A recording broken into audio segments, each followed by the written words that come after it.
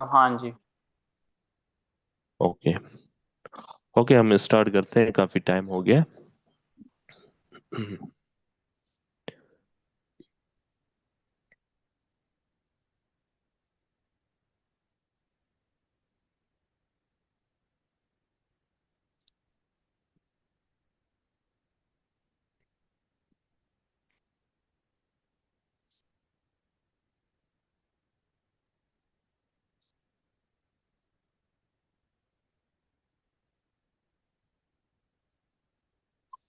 अस्सलाम वालेकुम सर। वालेकुम। सर वो एक मेरे पास क्वेश्चन था, मुझे वो कल पूछना था लेकिन मीटिंग पहले एंड हो गई थी। वो मैं आज अभी पूछ सकता हूँ सर? जी जी सर, पूछें आप। सर मैंने जो है ना टॉफिल का टेस्ट दिया था आईबीटी मुल्तान में जाकर, जी जी। टेस्ट सेंटर पर। लेकिन सर वो जो है ना मेरा इतना अच्छा नहीं हुआ। उसके रिजल्ट एक दो दिन में आने हैं, लेकिन वो मेरा काफ़ी बुरा गया उसका। 70,000 सर वो मतलब कि मेरे लग गए उस पर। तो सर मैंने यूएस में जी अप्लाई जी। करना है। क्या क्या मैं अब दोबारा की तैयारी कर रहा हूँ सर? इनमें मुझे थोड़ा सा डाउ वो है, काफी कंफ्यूजन। अच्छा सर, आपका वॉइस जो है ना मेरे पास कट कट के आ रहा था, काइंडली आप बताएं कि दोबारा आप क्या करना चाहते हैं। सर मैं कह रहा हूँ कि दोबारा मैं आइल्स की तैयारी करूँ, टॉफिल की तैयारी करूँ, या फिर डोलिंगो की तैयारी करूँ। पहला मेरा टेस्ट खराब हो गया था टॉफिल का। तो आप क्या सजेस्ट करते हैं? मैंने यूएस में अप्लाई करना है यूनिवर्सिटीज। अच्छा सर, इसके जो है ना दो मेथड होते हैं। एक ये है कि अगर आपके पास टाइम है और इसके अलावा आप अफोर्ड कर सकते हैं, देन आप आइल्स के तरफ जाएं, क्योंकि आइल्स जो है ना एक टाइम कंज्यूमिंग टेस्ट है, जिसमें मीन्स अगर बंदा बिगिनर भी है फिर भी 2 से 3 मंथ लग जाते हैं प्रॉपर आपको सीखना है। देन आपको यहाँ एक गुरु के ऊपर पढ़ाना है, देन उसके बाद जो है ना आपके वो स्किल डेवलप होते हैं। अगर ड्यूलिंगो की बात की जाए तो अगर आप डेली वाइज प्रैक्टिस करते हैं तो विद इन 2 to 3 वीक्स या ज्यादा से ज्यादा 1 मंथ में आप प्रैक्टिस करके 120 प्लस आप ले सकते हैं ड्यूलिंगो में। और दूसरी बात ये है, ये जो है ना कॉस्ट मीन्स इसका कम है एज कम्पेयर टू आइल्स। तो ये डिसाइड आपको ही करना है कि मीन्स आप अफोर्ड कर सकते हैं नहीं, आपके पास टाइम है कि नहीं। और और ये ये जो ड्यूलिंगो है 70% जो है ना एक्सेप्टेड है यूएसए में। ओके। और सर ये जो डोलिंगो टेस्ट दूं मैं, तो फिर मतलब कि ये मैंने देखा था कि 4,000 प्लस यूनिवर्सिटी एक्सेप्ट कर रही हैं इसको। और और दूसरी बात ये है कि क्या सर इसके ऊपर ये इफेक्ट करता है कि आर्ट्स किया हो, टॉफिल किया हो या डोलिंगो किया हो, हमारी जो R A T A ship होती है? सर अगर आपके ड्यूलिंगो में स्कोर अच्छे हैं, 120 प्लस या 130 प्लस हैं, तो मसला नहीं होता है, तो वो आइल्स भी वाइव कर देते हैं। अगर आपके स्कोर कम है, मींस 110 है या 115 है, तो इसमें भी मिल जाते हैं। बहुत से स्टूडेंट यहाँ के ऐसे भी हैं जिनको फुली फंडेड स्कॉलरशिप मिल चुका है 110 पे, 115 पे। लेकिन हम ये सजेस्ट करते हैं आप जो है ना अपना टारगेट रखें 130 प्लस। ओके। तो सर मींस के अगर मैं डोलिंगो की प्रिपरेशन करूं और इस पर दे दूं और मेरे 120 प्लस आ जाए, 130 प्लस, तो फिर मुझे जो है ना आइल्स की और टॉफिल की ज़रूरत नहीं है। फिर ये जो है ना मेरा एक्सेप्ट हो जाएगा यूएस में 70 प्लस यूनिवर्सिटीज़ में, और वो कोई इशू नहीं करेंगे आर ए और टीयरशिप में या स्कॉलरशिप जी में। जी। क्या सर डोलिंग जी जी।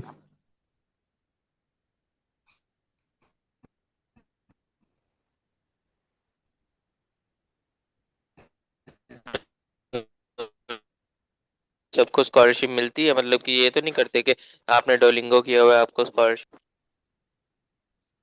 अच्छा सर, नहीं नहीं। सर इसका इसका मैं आंसर करना चाहूँगा। जी जी। अच्छा, अगर आप आइल्स करते हैं, उसके बेनिफिट में ये आ जाता है कि आप 100, फर्ज करें यूएसए के अंदर 100 यूनिवर्सिटीज़ हैं, तो आप 100 के अंदर प्रोफेसर को ईमेल कर सकते हैं कि भाई मेरे पास आइल्स है, इतना उसका बैंड है, और मैं उसमें अप्लाई करना चाहता हूं। तो वो आप 100 यूनिवर्सिटीज़ को आप टारगेट कर सकते हैं, यानी कि 100 प्रोफेसर को आप ईमेल कर सकते हैं। अच्छा, इसमें फिर आपका ड्रॉबैक ये है कि आपको फीस ज़्यादा पे करनी पड़ेगी, आपका एनर्जी बहुत ज़्यादा लगेगी। ये उसके ड्रॉबैक्स हैं। और अगर आप डुलिंगो की तरफ आ जाते हैं तो इसमें आप ये है कि आपके पास ये चीप है, लेकिन इसके कंट्रास्ट में अगर आप इसके वो देखें तो आप ड्रॉबैक्स में देखें तो ये आपको 70 यूनिवर्सिटीज, जैसे सर ने बताया कि 100 में से 70 यूनिवर्सिटीज में आप अप्लाई कर सकते हैं या उनको ईमेल कर सकते हैं।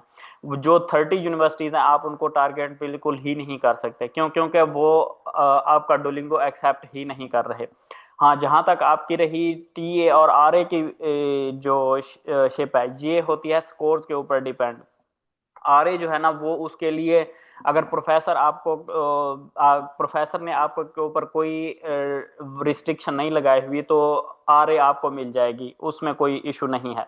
लेकिन अगर प्रोफेसर के पास खुद अपनी फंडिंग नहीं है और वो टीए के थ्रू आपको सपोर्ट करना चाहता है, तो फिर उसमें टीए के लिए मोस्टली यूनिवर्सिटीज में वो कहते हैं कि आपके 7 बैंड हों आइल्स के अंदर, और या फिर डोलिंगो के अंदर 130 हों।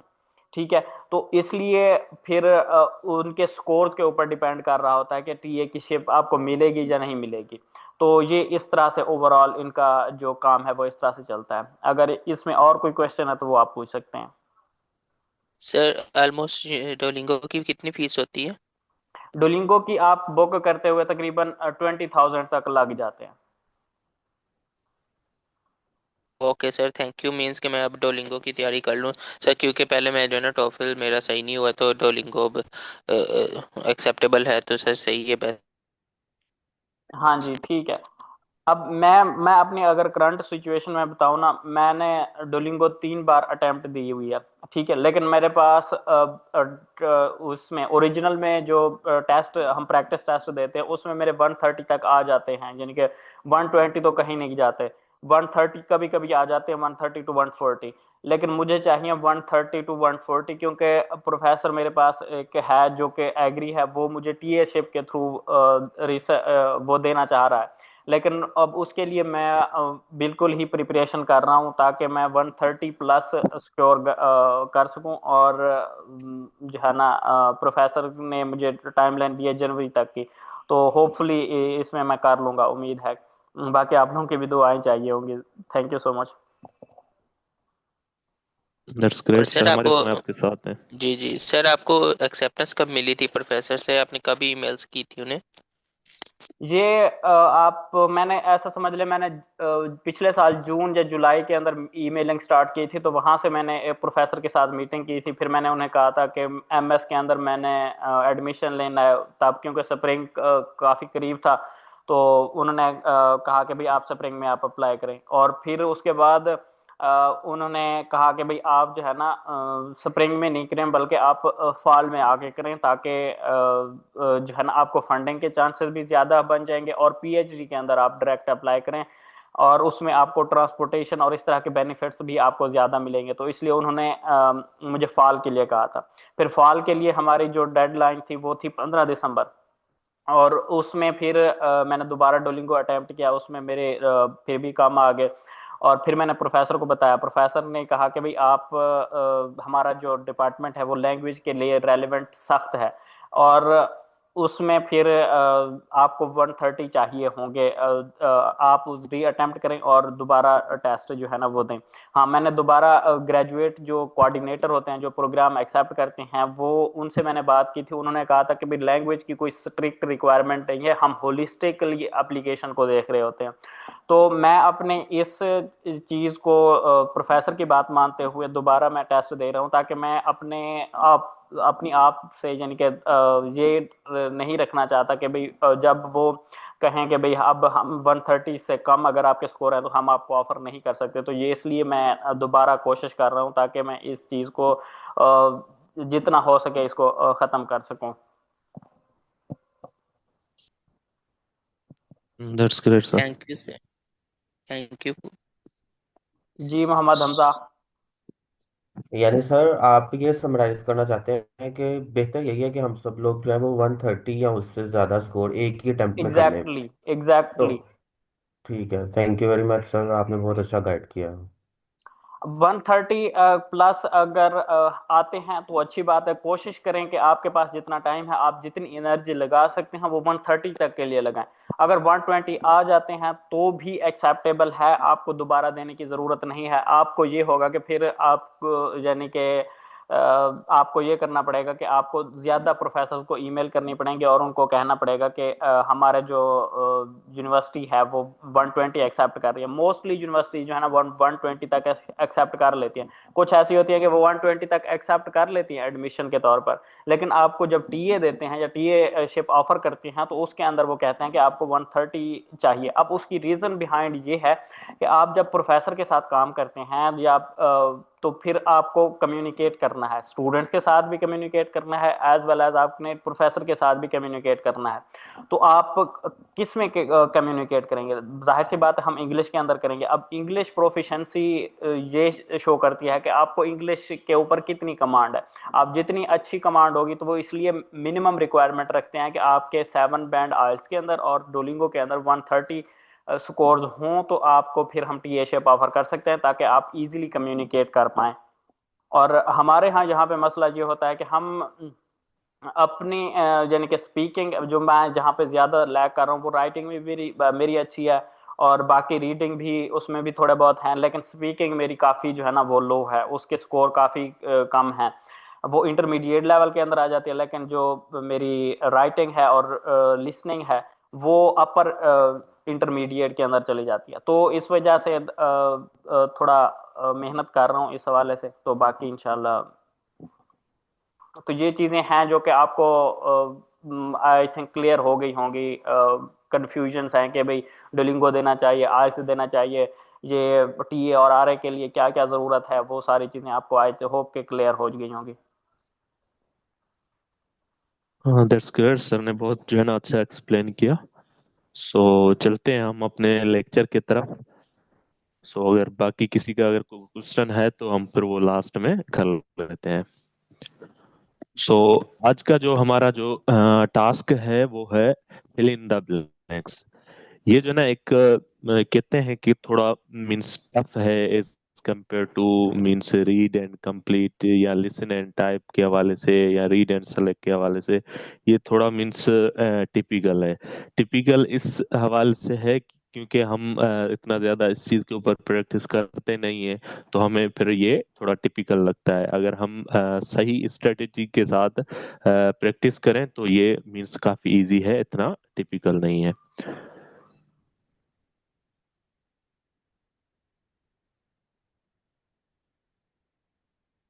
सो फिलिंग द ब्लैंक्स के हवाले से फर्स्ट ऑफ ऑल ये है कि जो है ना जब फिलिंग द ब्लैंक्स के क्वेश्चन आपके सामने आ जाते हैं तो वो कुछ इस टाइप के होते हैं, मीन्स मिसिंग वर्ड है। तो इसमें ये होता है कि हमारे पास एक पूरा सेंटेंस होता है, तो उसमें मीन्स बीच में जो है कुछ मिसिंग वर्ड्स आ जाते हैं। कल भी हमने थोड़ा बहुत इसके ऊपर प्रैक्टिस आई थिंक किया था। तो इसमें ये होता है कि the missing word will include a few of first letter of the missing words as a clue. तो इसमें ये होता है कि हमें थोड़ा सोचना पड़ता है इस हवाले से कि मीन्स यहाँ पे क्या आ सकता है। तो फर्स्ट ऑफ ऑल हम सेंटेंस स्ट्रक्चर को अंडरस्टैंड करते हैं और उसके बाद उसकी कॉन्टेक्स्ट को जो है आइडेंटिफाई करते हैं, देन स्पेल करने की कोशिश करते हैं कि जो हमारे मिसिंग वर्ड्स हैं। मैम ओमा काइंडली आप कंफर्म कीजिएगा, कल हमने ये पार्ट किया था आई थिंक। नो सर, हमने जो था वो रीड एंड कंप्लीट का लगता था, फिल इन द ब्लैंक्स।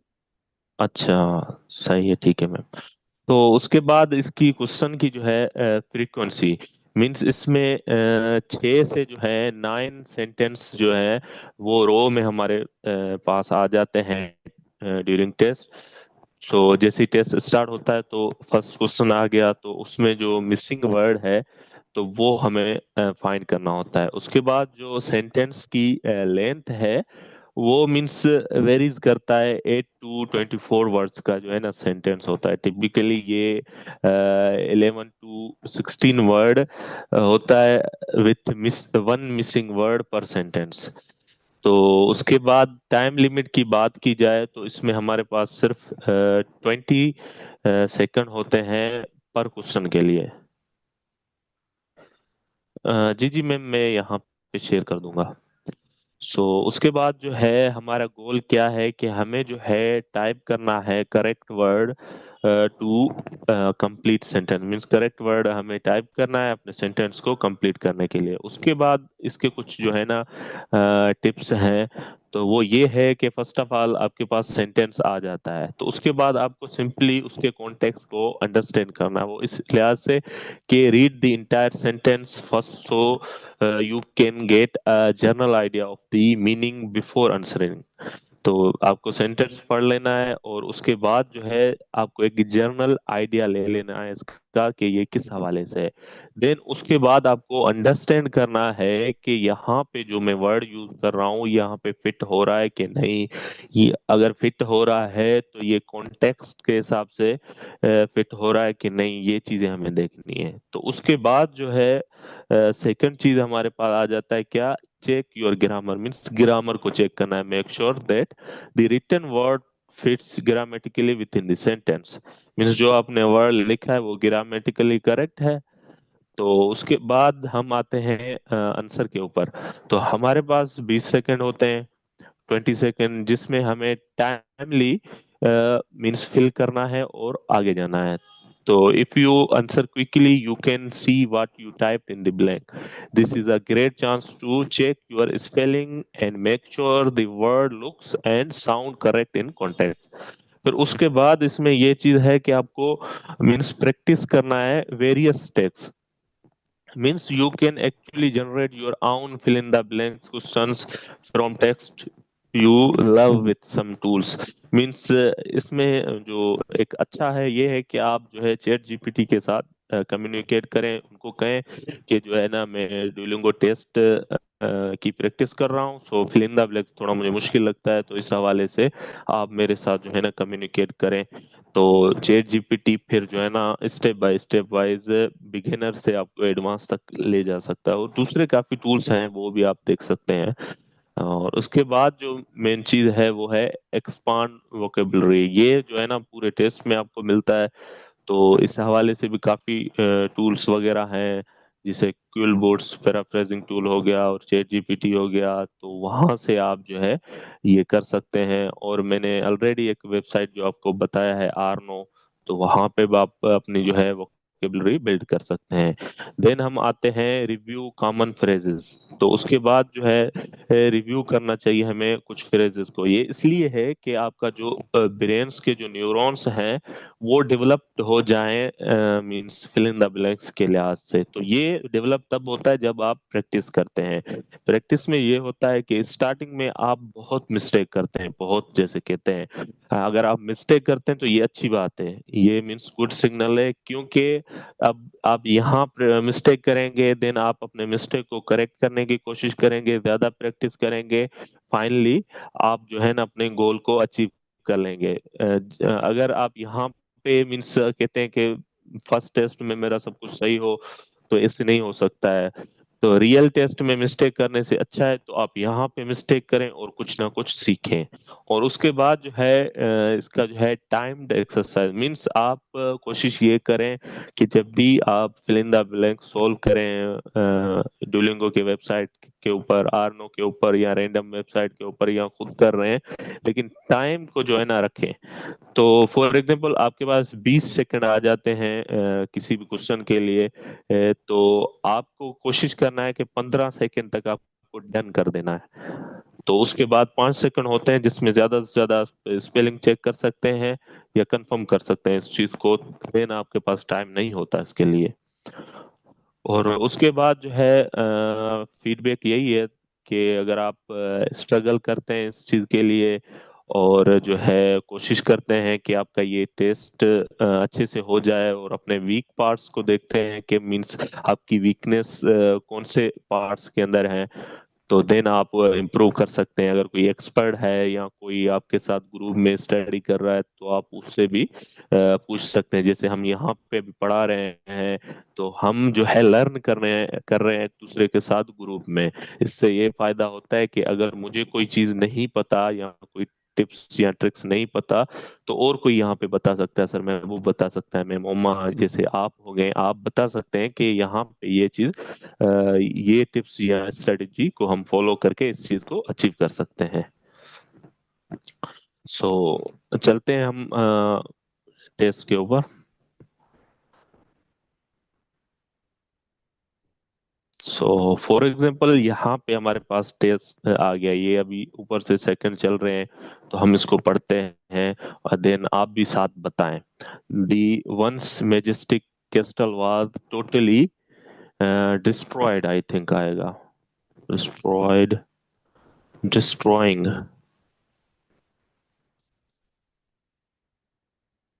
अच्छा डिस्ट्रॉयड था, लेकिन टाइम हमारा जो है आउट हो गया।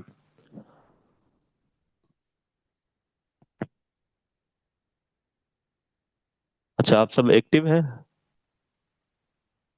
Yes sir. जी, आप साथ साथ जो है बताते जाएं, ताकि जो है हम एक ग्रुप वाइज इस चीज को करें। अच्छा, सो मैं इसमें थोड़ी सी चीज़ ऐड करूँगा। आप इंस्टेड के जैसे आप सेंटेंस पढ़ रहे हैं ना, और टोटली के बाद आपने इस कोशिश करनी है, इस वर्ड को आपने बिल्कुल ही नहीं देखना, ठीक है।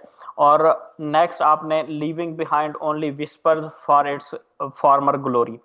तो आप एक यानी कि इस वर्ड को पढ़े बगैर आपको एक के माइंड में एक कॉन्टेक्स्ट बिल्ड होना शुरू हो जाएगा। तो फिर आप इस वर्ड के ऊपर आए, ट्राई करें कि भाई फिर वो आप वर्ड अच्छे तरीके से गेट कर पाएंगे। क्योंकि जब हमारे माइंड में कोई एक कंप्लीट कॉन्टेक्स्ट नहीं बन रहा होता, तो फिर हम उस वर्ड को सही तरह से गैस नहीं कर पाते। कभी कभी ऐसा होता है कि हम दूसरा वर्ड गैस कर पा रहे होते हैं जो कि वो इस सेंटेंस या इस कॉन्टेक्स्ट के अंदर फिट नहीं आ रहा होता। तो इसलिए सबसे बेहतर ये है कि आपने सबसे पहले कंप्लीट सेंटेंस पढ़ना है। अब अगर इसमें देखें ना, तो मैजेस्टिक कासल वॉज टोटली, ठीक है, एक कौशल है, ठीक है, उसका टोटली पता नहीं क्या हुआ है उसे। Leaving behind only whispers for its farmer glory, यानी कि कुछ पीछे छोड़ गया है, whispers of its farmer glory, यानी कि ये कोई अजमत अपनी छोड़ गया, इस तरह की कोई वो बात कर रहा है। यानी कि अजमत अब कब छोड़ जाते हैं, जब वो डिस्ट्रॉय हो जाते हैं। तो इस तरह से ये जब हम करेंगे ना, तो वो फिर हम जल्दी से गैस कर पाएंगे। कभी कभी ऐसे वर्ड भी आ रहे होते हैं कि हमारे माइंड में बिल्कुल ही नहीं आते, जैसे कोई और वर्ड आ जाते हैं जो कि हमने बिल्कुल ही नहीं पढ़ा हुआ, तो उस वो काफ़ी हार्ड होते हैं हमारे लिए। तो सर आगे चलें, तो ये चीज़ मैंने ऐड करनी थी। Okay, that's great. तो इसके बाद है, trust me this website builder is so that even beginner can handle easy. एक देख लें, अब बिगिनर कैन हैंडल हमें इजी का बता रहा है, क्योंकि अब ये उसकी एक्सप्लेनेशन आ रही है उस वर्ब की, या जो भी हमने लिखा हुआ है वर्ड।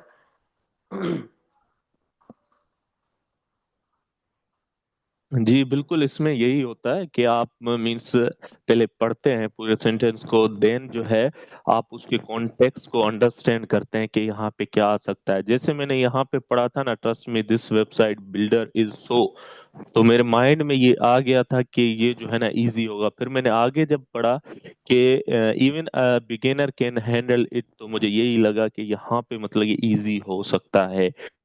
तो अगर ये मीन्स स्ट्रेटेजी काम ना करे, देन आप उस वर्ड के ऊपर जाएं, ई ए लिखा हुआ है, देन यहाँ पे क्या हो सकता है ऐसा वर्ड, अच्छा, फिर आपको एक।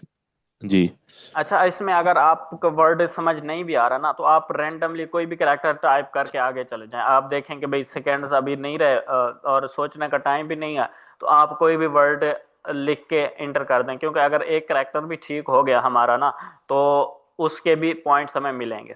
तो क्योंकि नेगेटिव मार्किंग होती नहीं है, तो इसलिए लीव खाली छोड़ने की बजाय कुछ ना कुछ पॉइंट्स तो हमें मिल ही जाएंगे। तो ये चीज़ यस सर, ये। बिल्कुल, दैट्स ग्रेट। ओके, इसके ऊपर आते हैं। After weeks the detective finally found a promising dash bring her one step closer to solving the case. Left.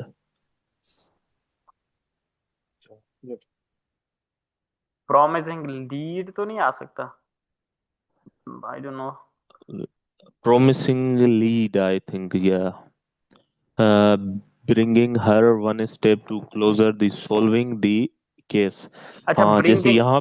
जहाँ पे जी उन्होंने जैसे मेंशन किया है ना, ब्रिंगिंग वन स्टेप क्लोजर, अब कौन क्लोजर करता है? जो कि लीड कर रहा होता है। तो इस तरह से मेरे माइंड में ये चीज आई कि इस तरह से हो सकता है। जी जी, एग्जैक्टली, क्योंकि यहाँ पे मीन्स मैंने जस्ट इसको क्या किया कि यहाँ पे गेस किया, क्योंकि मुझे वो वर्ड माइंड में नहीं आ रहा था, तो मैंने गेस किया, मैंने कहा यहाँ पे कि लेफ्ट हो सकता है। लेकिन इसको जब तक हम पूरा कॉन्टेक्स्ट को नहीं समझते तो ये फिर एक रिस्की हो जाता है हमारे लिए।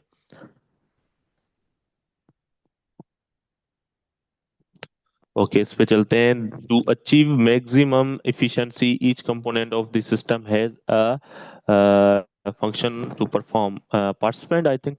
Particular. particular system has a particular function to perform. That's great.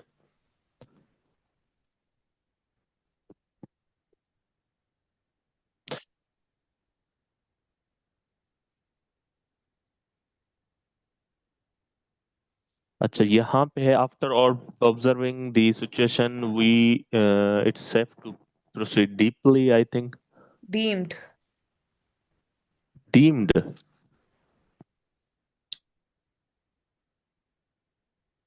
Deemed. Okay, देखते हैं। Deemed, that's great. Ma'am, deemed का क्या मतलब बनता है?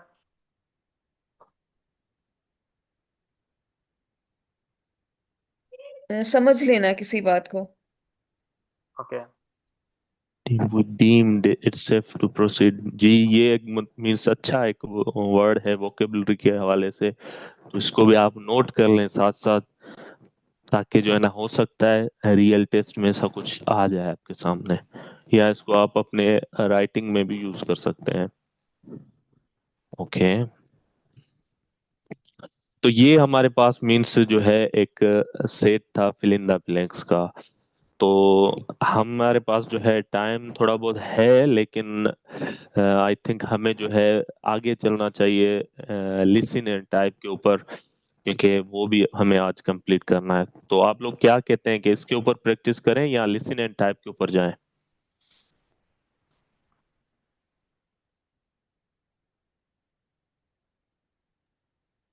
सर सर इस हाँ, तो मॉड्यूल की फिर तो थोड़ी सी और प्रैक्टिस करवा दें। सर मैं ओके, भी ये कह हम। रही थी कि एग्जाम वही कंप्लीट कर लेते हैं, क्योंकि हमारे पास सिर्फ 15 मिनट ही है मैक्सिमम।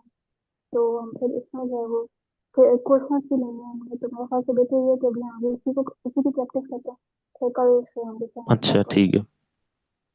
है। Okay ma'am.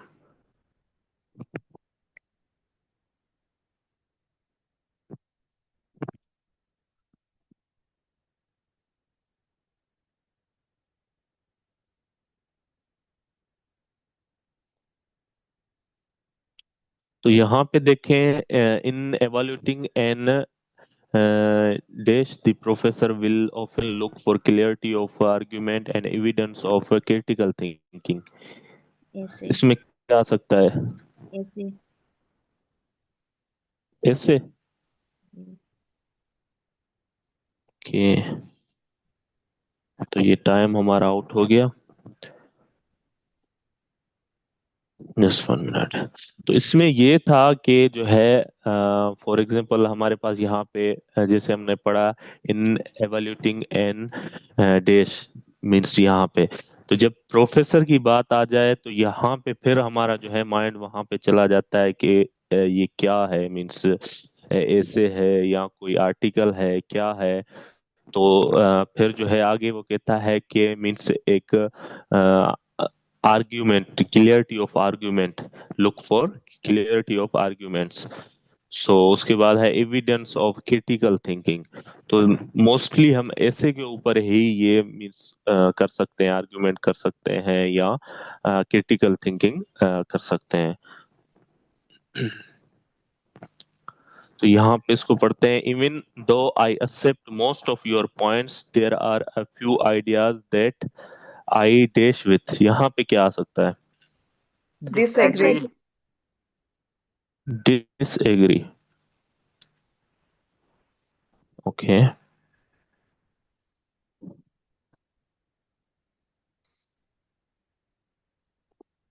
सो नेक्स्ट के ऊपर चलते हैं। While total solar ellipses are having inspiring, they occur very dash, making them a much anticipated event for many observers। यहाँ पे really, really. Rarely. Rarely. really, okay, very rarely। अच्छा, यहाँ पे sir Mehboob आप बता सकते हैं कि रेयरली क्यों आया? क्योंकि मैंने तो एक गेस किया इस वर्ड को कि यहाँ पे रेयरली आ सकता है, क्योंकि गेसिंग के हवाले से थोड़ा मेरा जो है न्यूरॉन्स स्ट्रांग है। तो आप काइंडली इलोबरेट करें। अच्छा, जो भी आपके पास गैस आ रहा है ना, वो आप इस कॉन्टेक्स्ट के अंदर उसको समझने की कोशिश करें। अगर वो फिट आ रहा है तो इसका मतलब है वो ठीक होगा। अगर वो आपको नहीं समझ आ रहा तो फिर आप उसे स्किप करके कोई और वर्ड देख सकते हैं। अब जहाँ पे देखें ना, ये टोटल सोलर इलिप्सिस, ये कोई साइंसेस का वो है जो कि दे अकर वेरी आगे से स्किल है, और जिनके डैश है making them much anticipated event for many observer, जो कि एंटिसिपेटेड का भी यहाँ पे एक इसका क्या मतलब है, अगर किसी को आता है तो वो बता सकता है। क्योंकि जब तक हमें बाकी उन चीज़ों का नहीं पता होगा तो फिर हम इसको भी, ये वर्ड भी हमारे लिए काफ़ी मुश्किल हो जाएगा उसको गैस करना या समझना। तो अब यहाँ से मुझे आइडिया भाई, जहाँ से लगा ना, वो यही लगा कि इलिप्स ये कोई साइंटिफिक इवेंट है जो कि इंस्पायरिंग, इसका मतलब ये बनता है कि यानी कि हैरान कर देने वाला कोई वाकया हुआ, और हैरान कर देने वाले वाकया तकरीबन वो कम ही अकर होते हैं। तो रेयरली, और आर ए आर हमें ये समझा रहा है कि गाइड कर रहा है रेयरली की वजह से। तो इस बेस के ऊपर मैंने यहाँ पे रेयरली का कहा था। अच्छा सर, इन्होंने बिल्कुल सही कहा। बाकी सोलर एक्लिप्स होता है हमारा, ये जो गिरहन वगैरह होता है, ये आपका एक तो ये कभी कभी लगता है, और दूसरा मच एंटिसिपेटेड का मतलब आपने उम्मीद रखी हुई है कि कभी ना कभी लगेगा। तो इससे भी पता चल रहा है ऑब्जर्वर के लिए कि ये चीजें हमेशा होने वाली नहीं है, कभी कभी होने वाली हैं। इसलिए भी हम लोग रेयरली लगाते हैं यहाँ पे। Okay, that's great. Sir, so anticipated का क्लियरली तो मतलब यही होता है कि मच एक्सपेक्टेड इवेंट, मतलब इंग्लिश में सेंटेंस है। मैम ने बिल्कुल सही आप बताया। मैम, आपकी वॉइस क्लियर नहीं है मैम। ओके सर, मैं आपको भी माइक का इशू एंटिसिपेटेड का है या मतलब ही बता रही। आप ओके, नो प्रॉब्लम, मैं मैसेज कर। Okay ma'am.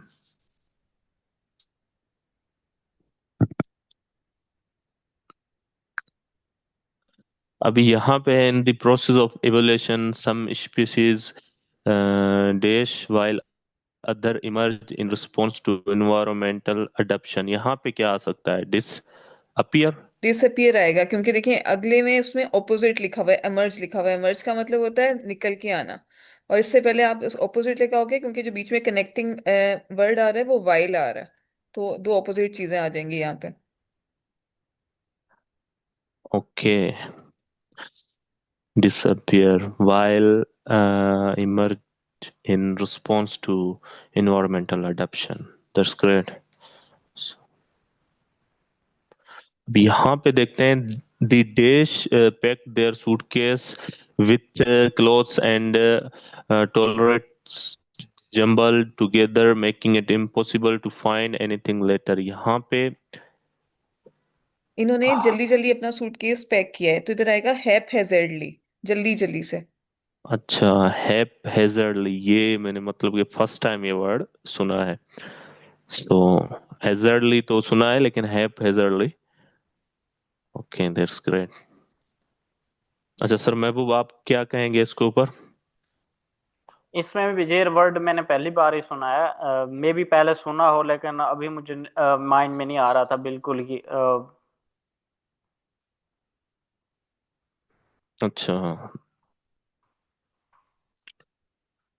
सर जैसे हमने कहीं जाना होता है, हम लोग जी पैकिंग कर रहे होते हैं, तो उसमें ने बताया हुआ कि उसने ऐसे अपना सूटकेस पैक किया कि सब कुछ एक तो जम्बल्ड हो गया, मिक्स हो गया, और दूसरा ये कि make it impossible to find anything later, के बाद में हमें मिल ना पाए, इम्पॉसिबल हो जाए। तो ये उसी सूरत में है कि जब हम लोग कुछ जल्दी जल्दी कर रहे होते हैं, तो उसके लिए वर्ड होता है हैजर्डली। जैसे होता है ना कुछ यानी कि अचानक से कोई आफत आती है, हैजर्डली का इस तरह से होता है मफहूम। तो हैजर्डली होता है कि अचानक से आपने हब्बड़ दब्बड़ में जैसे किया है काम। ये क्लॉथ एंड ये वर्ड क्या है, ये प्रोनाउंस कर दीजिएगा, और इसका मैंने भी अगर आता है तो वो भी बता दीजिएगा। टॉयलेटरीज है ये। मीन्स आई थिंक कि टॉयलेट के हवाले से कोई मीन्स। हाँ जी, जो टॉयलेट में आपकी चीजें होती हैं, शैम्पू होता है, जी टूथब्रश वगैरह होता है, जो आप जाते हुए पैक कर रहे होते हो, उनके लिए है टॉयलेटरीज। टॉवल वगैरह ये सब उसमें आ जाता है। Okay ma'am. जी जी।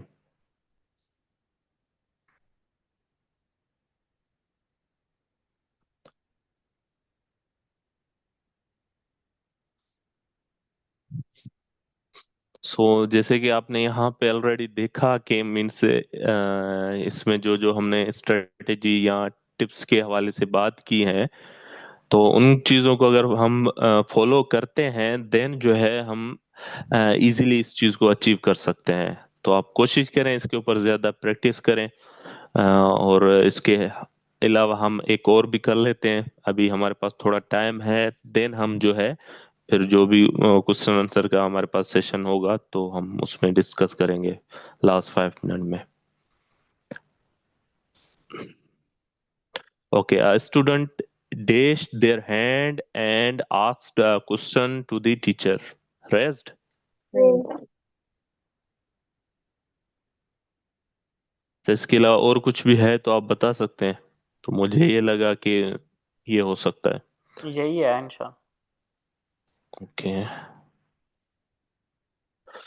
Yesterday we went to park and it brought back so many children. Childhood. Childhood. Childhood.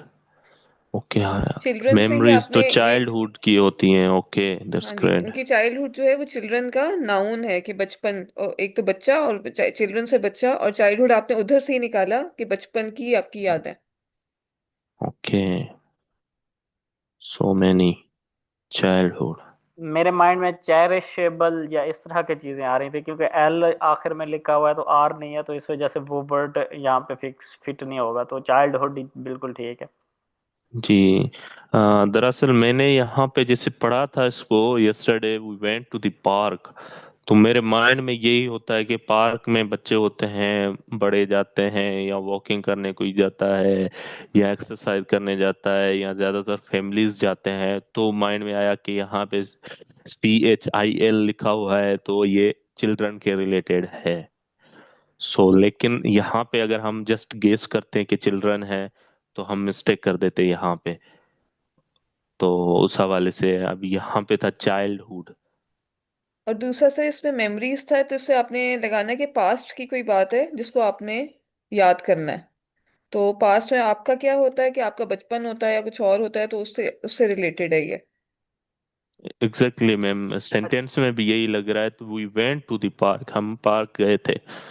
अच्छा, इसमें अगर चाइल्डहुड को हम पूरा वर्ड ही खत्म कर दें और इसमें चेरिशेबल मेमोरीज कहें, तो भी मेरे ख्याल से मेक सेंस कर रहा है ना मैम। सर मेक सेंस कर रहा है, लेकिन इसके अंदर जो उन्होंने हिंट दिया हुआ है ना, वो CHIL से दिया हुआ है। जैसे हम्म। सर ने बोला ना चिल्ड्रन, मैंने सोचा था, लेकिन वही चिल्ड्रन से ही आपका फिर निकल आया चाइल्डहुड। तो चिल से हमें पता चल रहा है कि इससे वर्ड आपका शुरू होगा। एग्जैक्टली अगर मैं ये कह रहा हूँ कि अगर ये वर्ड यानी कि CH बिल्कुल बिल्कुल, आप बिल्कुल सही कह रहे हैं, चेरिशेबल भी बहुत फिट बैठ रहा है। अगर इधर हम्म। होता ना ER होता तो फिर उससे यही होना था। चलें आगे चलें sir. Everyone was shocked when a junior scholar publicly challenged a widely accepted theory in the field. Widely, I think. जी वाइडली आएगा। ये Okay.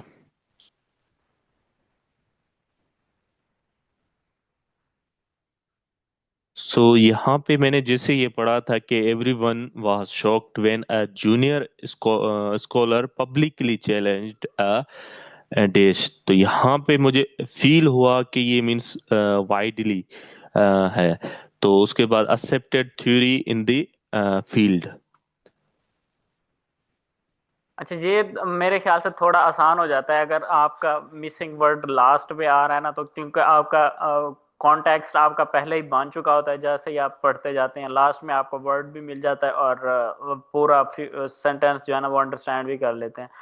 मसला तब आता है जब आप मिडल में हो, जो मिसिंग वर्ड है, या फर्स्ट पे हो, तो फिर हम क्या कर रहे होते हैं, हम वही स्ट्रेटजी यूज कर रहे होते हैं जो कि हमने लास्ट वाले के लिए यूज की थी, तो वो फिर हम स्टक हुए रहते हैं, तो टाइम फिर ज़ाया हो जाता है। तो इसलिए बेहतर है कि आप वर्ड को स्किप कर दें तो बेहतर है, और आगे वाला पार्ट पढ़ के फिर आप उस वर्ड के ऊपर आएँ और ट्राई करें। तो फिर कभी कभी ऐसा भी होता है कि हमने वो चीज़ें पढ़ी भी होती हैं, ऑटोमेटिकली हमारी जहन के अंदर पॉप अप चीज़ें होती जाती हैं। तो वो भी एक चीज़ है जो कि आप अगर एक बार आपने पढ़ा है, आपको नहीं समझ आया, फिर आप दोबारा पढ़ें उसको, फिर कहीं ना कहीं से वो माइंड जो है ना वो पॉप अप कर लेगा वो वर्ड। तो ये चीज़। एग्जैक्टली सर, यही होता है। मैं जब प्रैक्टिस कर रहा था, तो आज शायद कर रहा था, तो उसमें एक ऐसा मीन्स बॉक्स आया जिसमें कुछ भी नहीं लिखा हुआ था। तो फिर वहां पे मैं कंफ्यूज हो गया। मैंने कहा यहाँ पे क्या होना चाहिए। तो ऐसे ऐसे वर्ड आते हैं जहाँ पे कुछ भी नहीं होता, लेकिन आपको कॉन्टेक्स्ट के रिलेटेड आपको उस चीज को देखना है कि यहाँ पे क्या आ सकता है। जी सर, असवन आपका हैंड रेज। ये कर लेते हैं, फिर सर का क्वेश्चन ले लेते हैं। Increasing the system dash was crucial goal in the refining the manufacturing process. यहाँ पे efficient I think. Efficiency. Efficiency. efficiency. एफी के। CIEN। ओके, ये थोड़ा इशू कर रहा है मेरा कीबोर्ड। अच्छा, इसमें अगर एफिशिएंट को भी फिट करना चाहे तो ये फिट नहीं आएगा, हमें ऑटोमेटिकली पता चल जाएगा कि ये वर्ड यहाँ पे आना नहीं है, तो उससे रेलिवेंट जो मिलता जुलता और बनते हैं तो फिर आप उस चीज़ को ट्राई कर सकते हैं। जब जैसे इंक्रीजिंग सिस्टम एफिशिएंसी, अब वैसे तो फिट ये आ रहा है, लेकिन अगर एफिशिएंट इसको लिखना चाहें तो ये एक ब्लैंक लास्ट में बच जाएगा। तो स्पेलिंग का आई थिंक आपको इतनी घबराने की फिर ज़रूरत नहीं होती, कि जब तक आप एक वर्ड लिखा हुआ है और कंप्लीट आपने कर लिया और वो मेक सेंस कर रहा है, तो आपका वर्ड ठीक है, वरना वो गलत भी हो सकता है। जी जी बिल्कुल सर, इसमें यही होता है कि अभी हम यहाँ पे मीन्स पढ़ रहे हैं, देन टाइप कर रहे हैं, तो हमारा थोड़ा टाइम मीन्स इस चीज में लग जाता है। इसलिए इस टेस्ट के हवाले से कहते हैं कि आपकी टाइपिंग स्पीड जो है ना यहाँ पे मैटर करता है। अगर आपकी टाइपिंग स्पीड बहुत ही अच्छा है, देन जो है आप इजीली ये कर सकते हैं। क्योंकि ज्यादा से ज्यादा 10 सेकंड आपको लगते हैं इस चीज को पढ़ने में, देन जो है 5 सेकंड आपके पास होता है इसमें टाइप करने में। तो वहां पे जो 5 सेकंड बचते हैं, अगर आप कोई मिस्टेकली रॉन्ग वर्ड टाइप कर देते हैं या स्पेलिंग मिस्टेक करते हैं, आप उस चीज को वहां पे सेट करते हैं। सर सॉरी टू इंटरप्ट, लेकिन हमारे पास टाइम बहुत कम रह गया, 2 मिनट रह गए हैं, तो मेरे ख्याल से हम क्वेश्चंस ले लेते हैं। जी जी, हम क्वेश्चन ले लेते हैं। जी सर, असमान। एक क्वेश्चन था कि जैसे हम यहाँ पर जो है ना कुछ क्वेश्चन जो है ना वो हम कर लेते हैं, रॉन्ग जवाब देते हैं ना, तो अगले जो क्वेश्चंस होते हैं वो थोड़े कम लेवल के आते हैं हमारे पास, इतने मतलब हाई लेवल के नहीं होते हैं। तो क्या एग्जाम जी के जी, अंदर भी यही होता है या क्या वहां पर क्या होता है? एग्जैक्टली ऐसे ही होता है। जैसे हमारे यहाँ पे मिस्टेक होते हैं तो जो है क्वेश्चन फिर इजी आ जाते हैं। तो एग्जाम में भी यही होता है कि आप बहुत ज्यादा मिस्टेक कर रहे हैं तो आपके सामने इवेंचुअली आप देखेंगे कि बहुत इजी क्वेश्चन आ रहे होते हैं। तो इससे यही होता है कि आप कोशिश करें कि बहुत अच्छा करें। कितना भी डिफिकल्टी मीन्स डिफिकल्ट क्वेश्चन आपके सामने आए, तो आप ये फील करें कि मेरा टेस्ट अच्छा जा रहा है और मैं अपना जो है ना 100% दूंगा। अगर आप प्रैक्टिस करते हैं ना 2 वीक्स या ज्यादा से ज्यादा 1 मंथ तक टाइपिंग के ऊपर और इन चीजों के ऊपर प्रॉपर जो है ये मॉक टेस्ट सॉल्व कर रहे हैं, वीक में 2 दफा लाजमी आप करें। और इसके अलावा ये यहाँ पे डुओलिंगो के वेबसाइट पे या आर्नो के ऊपर प्रैक्टिस कर रहे हैं प्रॉपर, तो जो है ना 2 वीक के बाद आहिस्ता आहिस्ता आपके ब्रेन्स के न्यूरॉन्स जो है डेवलप होने शुरू हो जाएंगे तो उसके बाद आपको ये डिफिकल्टीज फील नहीं होंगे।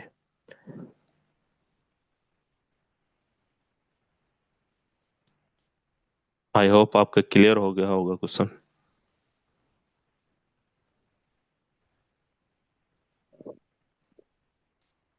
इसके अलावा और किसी का क्वेश्चन है, वरना जी सेशन का टाइम भी सर, हो गया है।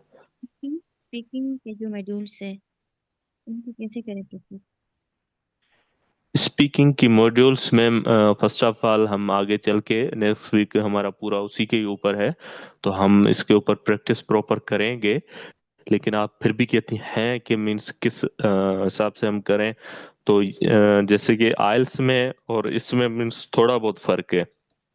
आइल्स में मीन्स ये होता है कि 3 पार्ट्स होते हैं, तो इसमें ये होता है कि जो सेकंड पार्ट आइल्स का होता है जिसको क्यू कार्ड कहते हैं, इसमें भी वही है, लेकिन वो एज अ सैंपल यूज कर रहे होते हैं, उसके ऊपर कोई स्कोरिंग नहीं है। लेकिन प्रैक्टिस करने का इजी मीन्स मेथड ये है कि आप चैट जीपीटी के साथ कम्युनिकेट करें, उसके साथ मीन्स बात करें, तो वहां पे आप प्रैक्टिस कर सकते हैं। ड्यूलिंगो का एक ऐप भी आता है आई थिंक, तो उसके ऊपर भी आप प्रैक्टिस कर सकते हैं वहां से। मींस वो इजी होता है, beginner to advance, Aahista Aahista daily wise उसके ऊपर प्रैक्टिस करेंगे तो जो है ना आपको एक मींस क्या कहते हैं कि एक वे मिलेगा कि ये टेस्ट हमें कैसे सॉल्व करना है। बाकी यहाँ पे थोड़ा एडवांस है, लेकिन उसके ऐप में थोड़ा इजी इजी क्वेश्चन आते हैं छोटे छोटे, तो वहां पे आप मींस इन चीजों को इजीली कर सकते हैं। अच्छा, और अगर स्पीकिंग आपको जी, में किस तरह की वेकेबलरी यूज करनी होती है? Like speaking to like technology से रिलेटेड, इंटरनेट से रिलेटेड अक्सर आता है आइल्स में मैम जो। जो एकेडमिक के टॉपिक्स हैं हम आगे चल के शेयर भी करेंगे। 10-12 ऐसे टॉपिक हैं जिसके